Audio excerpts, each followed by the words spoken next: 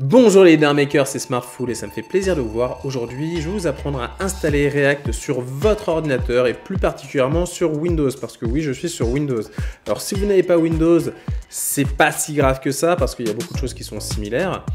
Et puis bon, si vous n'avez pas Windows, généralement c'est que vous gérez un peu mieux l'informatique, à moins que vous ayez macOS.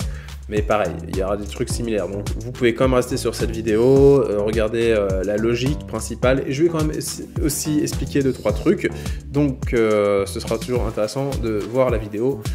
Voilà. Donc pourquoi installer React? Peut-être que vous voulez être développeur et dans ce cas-là vous me direz mais pourquoi React? C'est une question qui mérite d'être posée et je vais y répondre. React permet quoi? Alors déjà, il y a de la hype, donc il y a du business dessus. Enfin, il y a du business. Il y a de l'emploi. C'est un des langages les plus demandés, donc c'est intéressant de savoir faire du React si on a envie de devenir développeur web, enfin en tout cas front-end. Deuxièmement, en quoi c'est utile réellement? Parce que c'est bien de savoir qu'il y a une app dessus, mais c'est mieux de savoir techniquement ce que ça apporte. React.js permet de faire ce qu'on appelle des Single Page Applications, donc ce qu'on appelle des SPA. Et qu'est-ce que c'est une SPA en fait? C'est des applications réactives, c'est-à-dire qu'on n'a pas besoin de recharger la page pour aller d'une page à l'autre, c'est-à-dire qu'en fait c'est du JavaScript, c'est-à-dire que le routing en fait se fait en JavaScript quand on veut aller d'une page à l'autre. Normalement il y a un rechargement, il y a le serveur qui va envoyer une autre page, là non en fait la page va se rafraîchir et donner de nouvelles informations. Donc on a des pages beaucoup plus réactives, donc pas de rechargement de page, et les modifications impactent les autres éléments instantanément. Donc là j'ai donné un exemple, voilà on a un expense tracker, donc un tracker de dépenses. Là mettons qu'on a le salaire, bon j'ai mis des chiffres au pif, donc on a $300, on enlève les $300, donc ça va impacter ces deux champs là, les incomes et le total, et instantanément ça va mettre à jour les deux champs. Alors avant vous allez me dire oui mais on pouvait faire pareil en Ajax, sauf qu'en Ajax c'était plutôt champ par champ, c'est-à-dire que mettre tout en même temps, faire en sorte qu'il y ait des... tu supprimes ça en même temps, toute ta page se met à jour.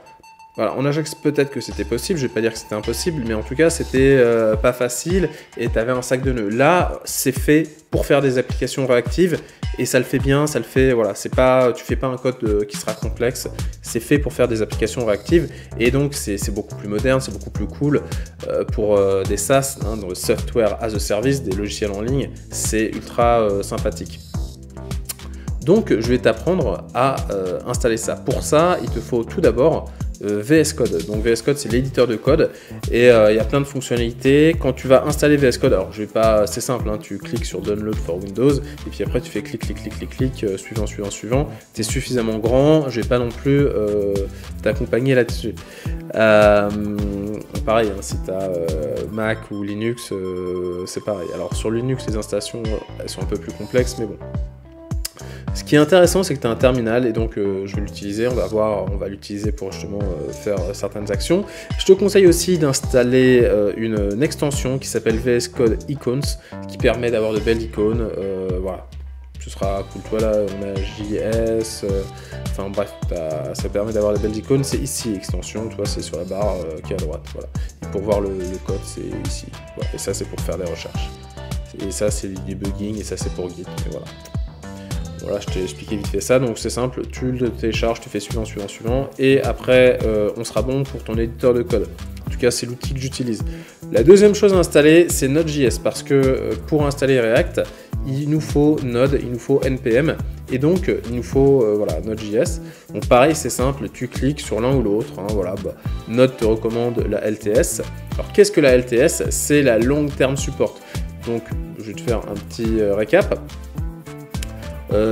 Tous les chiffres pairs, c'est les long term support et c'est pour les utiliser dans des projets en production, et les chiffres impairs comme la 17, comme la 15, en fait c'est des projets où on montre donc Node montre les nouvelles fonctionnalités, mais c'est pour tester plus rapidement les nouvelles fonctionnalités, c'est pour faire des expérimentations, faire des POC et tout, pour voir quelles sont les nouvelles fonctionnalités mises en œuvre, mais les versions qui sont vraiment stables, c'est les LTS. Donc là, la 16, ça va devenir une LTS, toi là, tu as le planning, ça va devenir une LTS en octobre, fin octobre de cette année, 2021, pour l'instant c'est la 14, donc voilà, à toi de voir, tu peux installer la 14 ou la 16, de toute façon la 16 deviendra une LTS. Si tu es débutant, fais ce type d'installation. Voilà, si vraiment tu viens de débarquer dans l'informatique, tu n'es pas très à l'aise, que normalement si tu suis cette vidéo, c'est justement que tu ne sais pas comment installer React. Donc je te conseille, fais ça. Je vais expliquer d'autres choses par la suite. Te prends pas la tête, c'est si vraiment tu as envie d'aller un peu plus loin ou bon, t'inquiète. Donc bon, installer comme ça, il y a une problématique parce que tu l'as vu, les versions elles changent très très vite et le problème c'est que d'un projet à l'autre, d'une version à l'autre, il y a des incompatibilités. Donc pour pouvoir mieux gérer les versions, sur Linux, on a Linux et macOS, on a un truc qui s'appelle NVM, et sur Windows, on a NVM Windows. Alors il y a 2-3 différences, hein, il l'explique dans son texte, mais à la limite, on va pas... peu importe. Donc, tu vas sur excusez-moi pour la notification, tu vas sur NVM Windows, voilà, je te mettrai les liens en description, et là tu vois, tac, soit tu peux lire, soit tu vas directement, download now, ici, donc Node Version Manager, NVM for Windows, et ici, tu vas là, tac, tac, tu fais download now, tu vas tomber sur cette page, c'est pas simple, c'est pour ça que je préfère te l'expliquer rapidement, même si je vais pas aller au bout. Et tu télécharges NVM Setup Zip, et tu dézippes, et t'installeras le setup. C'est un peu compliqué, c'est pour ça que je te conseille de suivre cette vidéo, comment installer Node de Louis Grenard, hein, donc de Louis City. Je te mettrai le lien en description. Alors, il explique les deux façons, avec macOS et Linux, et il explique aussi avec Windows. Après, comme je t'ai expliqué, hein, va voir la vidéo si tu galères un peu. C'est simple, hein, tu vas sur les liens que je vais mettre en description, tu fais NVM Setup, et après voilà. Après, ce qui est intéressant sur cette vidéo, c'est qu'il t'explique pourquoi, comment utiliser, et voilà. Et alors, je vais t'expliquer en 2 secondes pourquoi c'est important d'utiliser ça. Important pour, on va pas dire les débutants, mais ceux qui sont un peu plus confirmés, c'est que NVM va te permettre d'avoir sur ton ordinateur différentes versions, de pouvoir travailler, intervenir sur des projets qui ont différentes versions. Donc pourquoi utiliser NVM pour installer Node.js? Parce que tu vas me dire, bah tiens, pourquoi je fais pas ça, et puis clic, hein, suivant, et puis c'est bon. Bah, pour un débutant, c'est très bien. Mais voilà, quand tu commences à avoir différents projets, alors c'est surtout en entreprise, tu peux t'en sortir si t'es chez toi, te dire ok, bon bah c'est pas grave, j'ai pas besoin de faire de migration, j'ai des petits projets mais c'est pas grave, on s'en fout. Mais quand tu es en entreprise et que tu as plusieurs projets et que tu dois les maintenir parce qu'ils te rapportent de l'argent et que tu as des clients derrière, tu dois pouvoir intervenir sur les 3 projets, les mettre à jour ou simplement faire la migration, tu vois. Et tu as 3 projets sur 3 versions différentes, et ben, il faut que tu aies les différentes versions et NVM te permet de switcher sur différentes versions. Voilà en quoi c'est utile. Donc après, comme on l'a vu, c'est surtout pour un cadre, on va dire, professionnel, ou si tu commences à avoir toi des projets qui te tiennent à cœur et tu veux gérer différentes versions et tu as eu la flemme de faire des migrations. Moi, pour être honnête, longtemps, je me suis contenté de télécharger la LTS, et quand on passait d'une version, à une autre version, quand la LTS par exemple sera à 16, bah, en fait ce que je faisais avant, je supprimais, je désinstallais Node et je réinstallais pour avoir la nouvelle version. Donc, et je me disais, c'est pas grave si mes anciens projets sont pas compatibles parce que bah, je les réutilisais pas. Donc voilà. Donc là, au niveau des installations, on est clair. Maintenant, je vais te montrer sur VS Code comment installer React. On y est, enfin. Allez. Alors, nous revoilà sur VS Code et maintenant, on va créer notre projet. Donc voilà, donc ça, on peut le fermer. Hein. Vous tombez là-dessus, normalement, quand vous ouvrez VS Code. Si vous avez tout installé, hein, ce que je vous ai dit, donc Node.js et VS Code, vous faites ça. On va ouvrir le terminal. Donc, on fait soit terminal, alors sur Windows en tout cas, et New Terminal, CTRL-SHIFT-U, ça c'est le raccourci, c'est ce que je vais faire, donc CTRL-SHIFT et U, c'est là où il y a le pourcentage, hein, voilà, le U avec accent. Très bien, donc avant ça, je voulais faire un petit topo, on va utiliser une commande qui s'appelle npx. Alors quand on télécharge Node n'est pas tout seul, on le télécharge aussi avec npm. Et qu'est-ce que npm? Alors, Node, c'est le runtime A, c'est le runtime JS. Donc, je l'avais déjà expliqué dans une précédente vidéo, mais je peux le refaire. Des runtime JS, il y en a un dans le navigateur, et en fait, ils ont sorti le moteur, le runtime JavaScript du navigateur pour le faire fonctionner ailleurs. Et NPM, c'est un gestionnaire de librairie, voilà. Voilà, c'est un gestionnaire de librairie, ça permet de gérer les dépendances, ça permet voilà, de faire pas mal de choses. Et NPX, c'est quoi? Bah, NPX, ça permet en fait de faire ce que fait NPM, mais de façon temporaire. Alors en gros, ça va télécharger, alors je sais pas si je vais l'écrire là, ce sera plus simple de le dire. Ça va télécharger un paquet, ça va exécuter ce paquet, et une fois que l'exécution du paquet sera mise en œuvre, ça va supprimer le paquet d'origine. Alors pourquoi on utilise ça? Parce qu'en fait on va télécharger le paquet qui s'appelle create react app. Là je vais tout de suite te montrer ce qu'on va faire, là, don't save, ouais. Je vais faire npx create react app. Et en fait ce package il va créer un squelette d'application. Et en fait ça change à chaque version. Là on est à la version 17 de React, mais ça change, les versions se mettent à jour régulièrement. Alors il n'y a pas de grands changements, je te rassure, mais il y a des petites nouvelles features, des petits nouveaux trucs. Et vu que ça se met à jour régulièrement, en gros tous les 6 mois tu as des changements. Tu auras peut-être la 17.1 ou la 17.2, ou là je crois qu'on est à la 17.0.2 actuellement. Et il y a 6 mois on était à la 16. Je sais plus quoi, 16.9 ou un truc comme ça. Bon, tu as des versions majeures et mineures. Après la version 17, il n'y a pas de grande différence par rapport à la 16. Mais voilà. Et donc, quand tu vas télécharger ça, c'est pour une version. Or, nous, quand on veut créer un nouveau projet, je te parle de créer un nouveau projet, pas de le mettre à jour, bien évidemment. Si tu as un projet qui est en 16.2, alors on va dire plutôt 16.6 parce qu'il y a les hooks qui sont à Paris, je crois, à la 16.6. Si tu as un projet en 16.6, tu vas le maintenir. Alors tu peux le mettre à jour, tu peux faire une migration, mais pendant un temps, tu vas le maintenir. C'est sûr. Par contre, quand tu veux créer un nouveau projet, bah, tu veux te mettre à jour. Tu veux avoir la nouvelle version. Même tu as intérêt de te mettre à jour et pas rester sur des anciennes. Donc c'est pour ça qu'on utilise NPX à télécharger ce générateur de squelette, et après ça va l'activer, il va créer le squelette et après ça va supprimer ça. D'accord? Bon. Et là notre application, comment on l'appelait? On va l'appeler Wesh. Voilà, j'ai pas d'autre nom. On va l'appeler Wesh, notre application.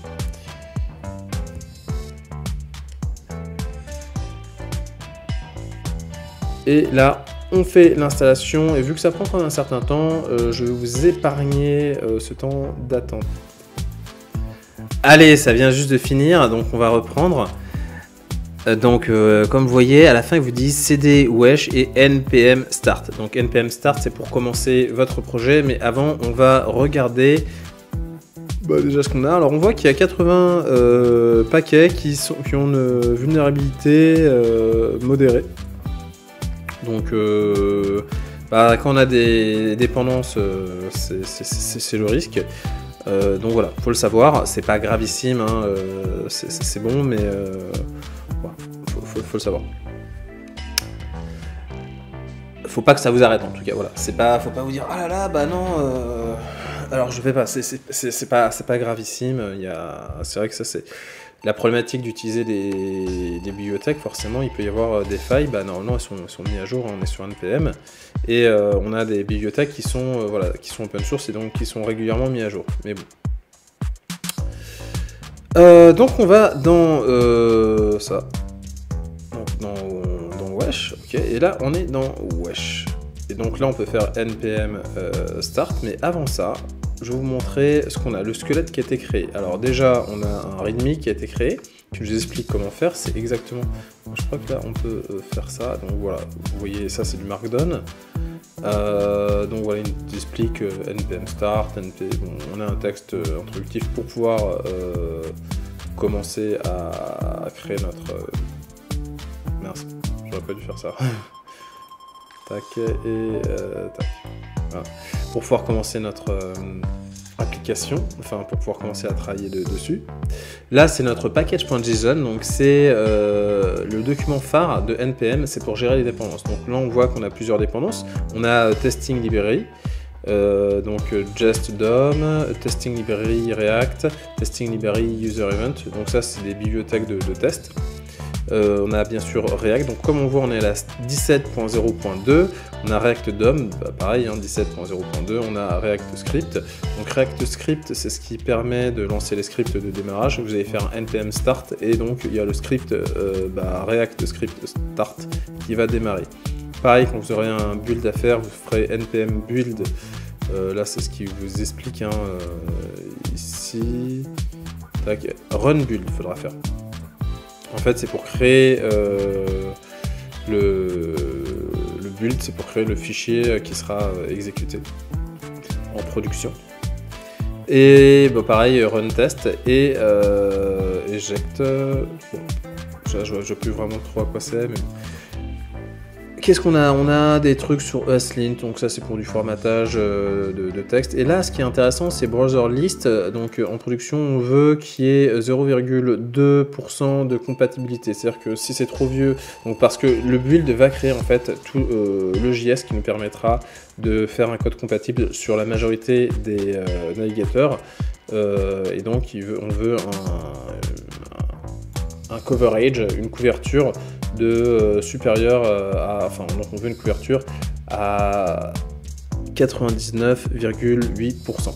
Voilà, donc supérieur à 0,2, c'est-à-dire qu'il n'y aura que 0,2% des navigateurs qui sont en circulation qui ne vont pas pouvoir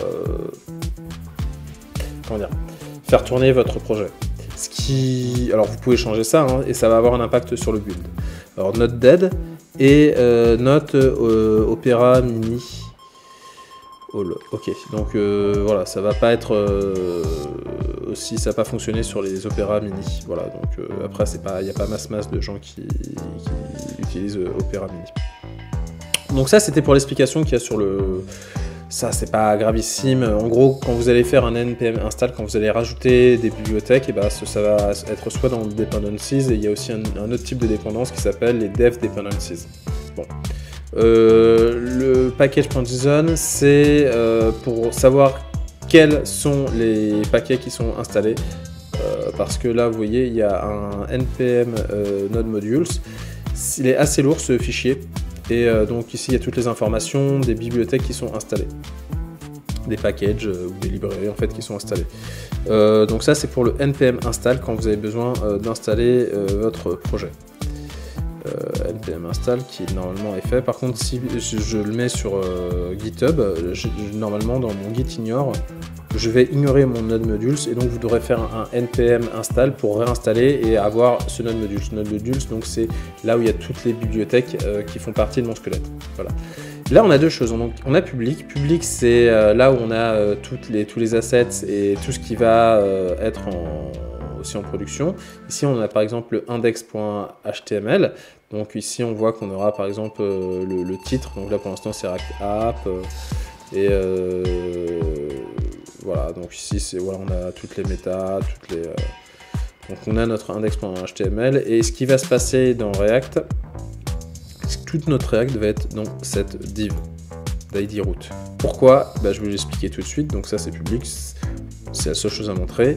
Dans src, on a ici donc index.js et on voit qu'il voilà, on a notre render avec React DOM et on le met dans donc render, il a deux arguments. Donc il a notre application qui est dans app, donc app qui est là, et il dit bah tiens je mets ça dans root. D'accord, bon, j'ai pas été très clair, c'est pas grave ici. Ce qu'il faut comprendre, c'est que le cœur du sujet est ici. Je vais vous montrer ce que ça donne maintenant. Je vais faire un npm start et je vais vous montrer ce qu'il faut supprimer parce que là, il y a plein de fichiers. Et pour des débutants, on se perd. Moi, la première fois que j'ai eu ça, j'ai fait mais qu'est-ce que je garde, qu'est-ce que je garde pas. Et donc voilà, il faut apprendre à simplifier et donc on va voir ça. Donc je fais un npm start et on va voir tout de suite après ce que ça donne. npm start, vous voyez, tac. Et là, ça démarre le projet. Alors là, je peux autoriser. Et voilà. Donc voilà, là, on a la fenêtre. Donc comme vous voyez, on a comme vous voyez, je ne sais pas si vous voyez ici, localhost sur le port 3000, donc 2.3000. Normalement ça s'ouvre tout seul, mais si ça s'ouvre pas tout seul, vous tapez localhost 2.3000 et vous avez votre fenêtre. Donc ça c'est ce qu'on a de base, mais on va le supprimer bien évidemment. C'est un squelette et donc il faut supprimer. Et pour des débutants, c'est pas forcément facile de savoir qu'est-ce qu'on supprime et ce qu'on supprime pas. Alors ça c'est certainement utile, mais pour l'instant pour des petits projets, enfin voilà, ça je l'utilise pas, donc je vais le supprimer. Donc vu que je l'ai supprimé là, bam, donc c'est les reports web vitals, c'est pour de l'analytics apparemment, mais bon, c'est pas vital. Donc ça, je le supprime. Donc il faut aller donc dans, donc ça c'était dans index.js. Le cœur de votre application, comme j'ai dit, c'est ça. Donc ça, à la limite, je vais supprimer, on s'en fout. Et moi je veux que mon application soit totalement vide. Je vais quand même garder ça, class name app, parce que c'est là où il y aura mon CSS. Mais je vire tout ça. Et alors déjà il faut savoir ce que je vire. Je vire donc le logo. Et sinon voilà, il n'y a rien d'autre d'intéressant. Voilà, ici je vais mettre un H1. Wesh justement. Wesh les poteaux.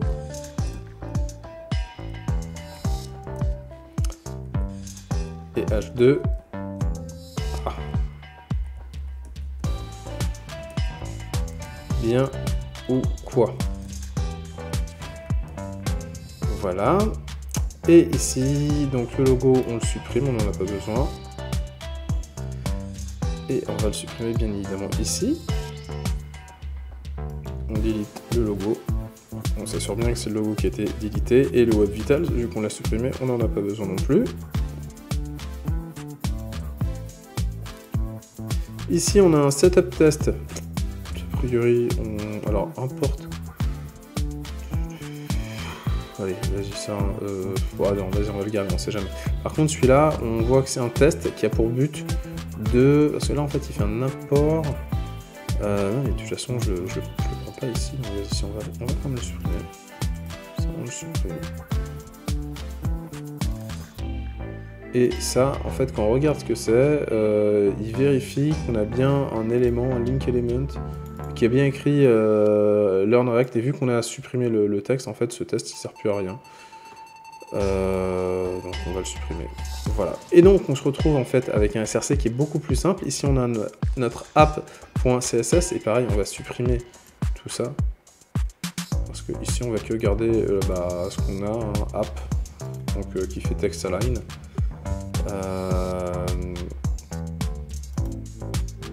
Tac, alors là il me dit tadada, il me manque le logo. Bah c'est normal qu'il manque. Ah, parce que j'ai pas voilà, j'ai pas sauvegardé.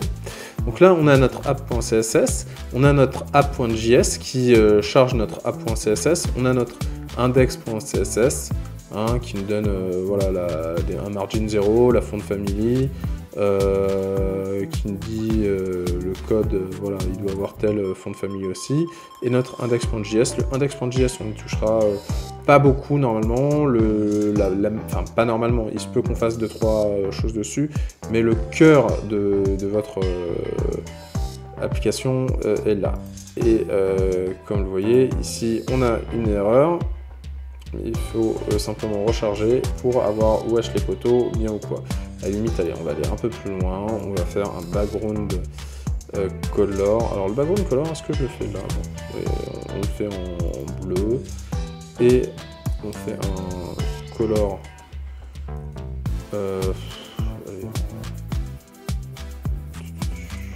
Allez, en coral. Youpi.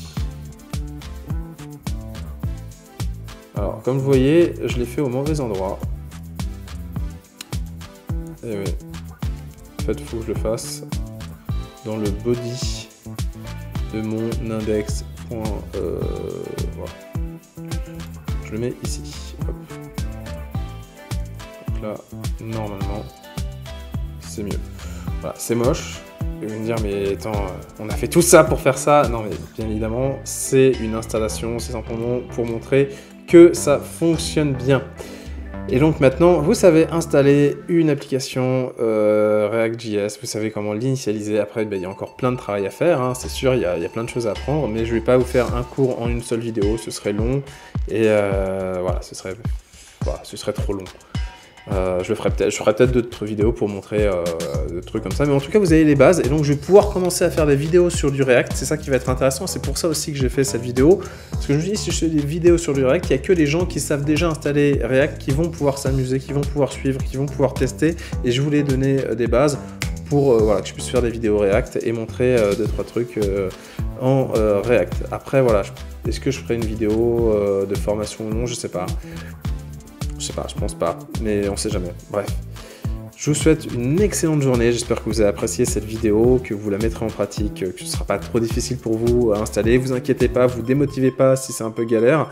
Voilà, là je montre que c'est simple, mais c'est parce que j'ai l'expérience, j'ai pas mal galéré à installer React au début, voilà. Et donc voilà, vous inquiétez pas si vous galérez un peu, c'est normal. Et si c'est simple pour vous, et bah tant mieux, super. Je vous souhaite une excellente journée, c'était Smartful, à bientôt.